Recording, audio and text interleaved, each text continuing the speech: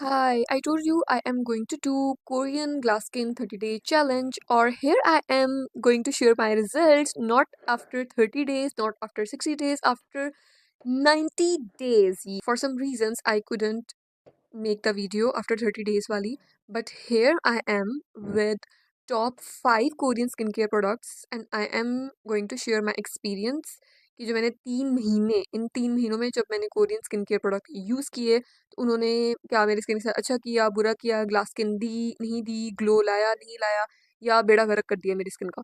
सो उसके लिए आपको ये वीडियो देखनी पड़ेगी। तो ये जो थी मेरी जो स्किन थी डे 1 पे ऐसे दिखती थी, काफ़ी हद तक अच्छी कंडीशन में है।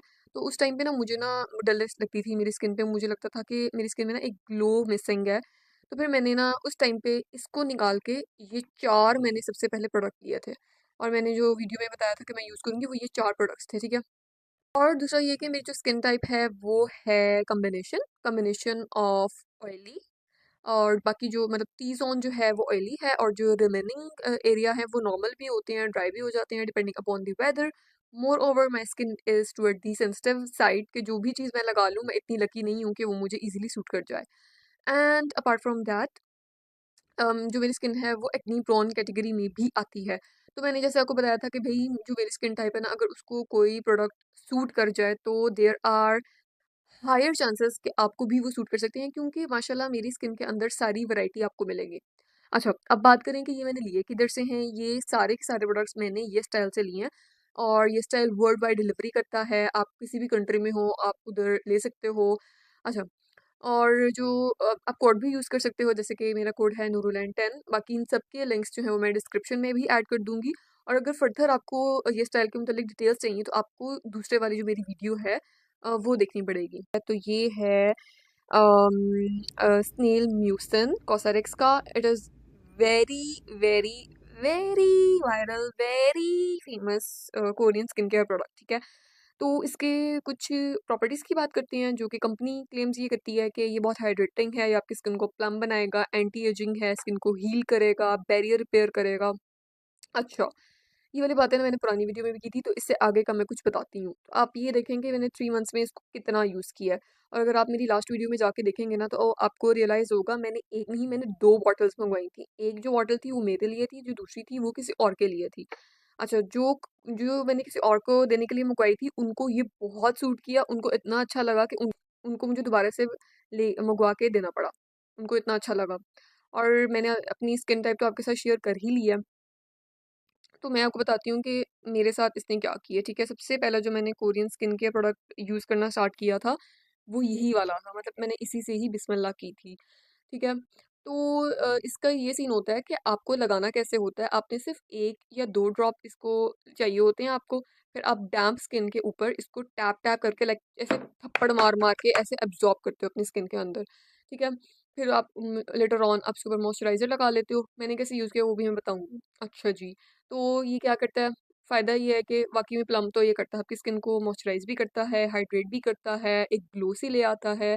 सूदिंग है क्योंकि इसके अंदर इंग्रीडिएंट ऐसे हैं जो बहुत सूदिंग है, तो इट इज़ सूदिंग, मतलब आपकी स्किन को ना रिलैक्स कर देगा, काम कर देगा, ये सब चीज़ें करता है। बहुत ज़्यादा इरिटेटेड स्किन है उसको भी हेल्प आउट ये करेगा।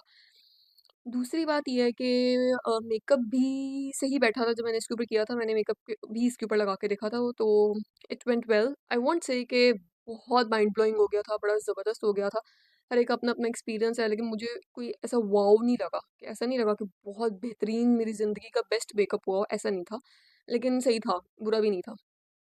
अच्छा जी।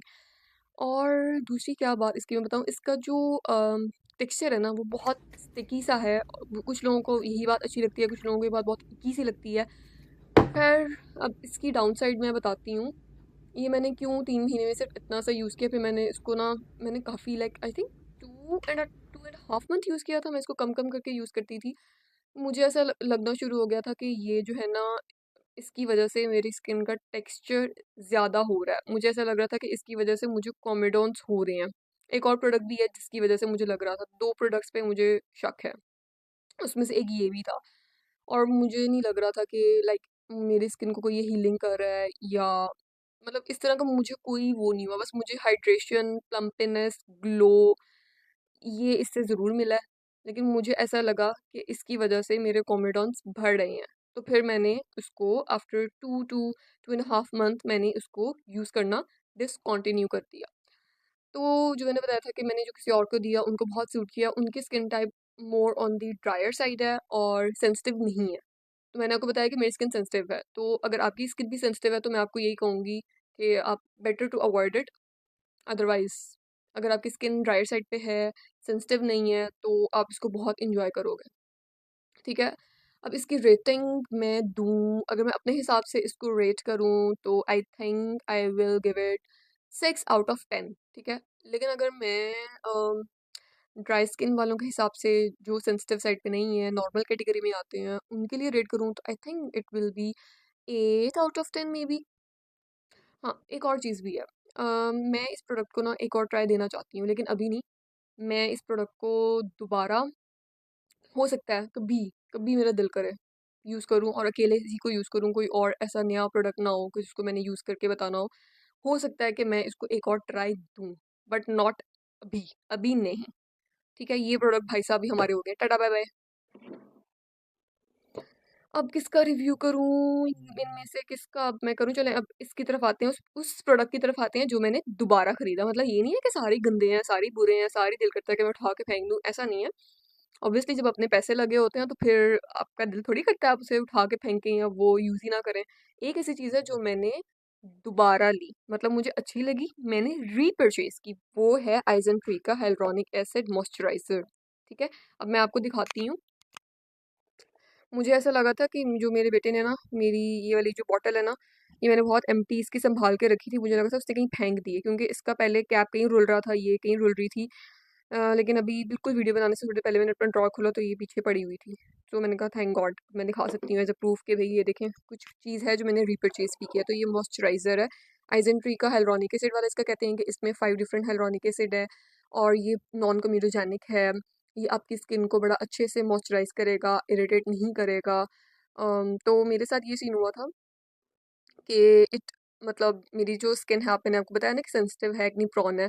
तो फिर मुझे ऐसा नहीं उससे लगा था कि मेरी जो स्किन है उस पे कोई एक्नी हुई है, क्योंकि अभी मैं इसको इसको लगा रही हूँ और अभी जो मेरी स्किन केयर रूटीन है बहुत सिंपल है, तो उसमें हार्डली शायद मॉइस्चराइजर, सनस्क्रीन या एक और चीज़ है, वो मैं आपको बताऊंगी कौन सी मैं यूज़ कर रही हूँ आजकल।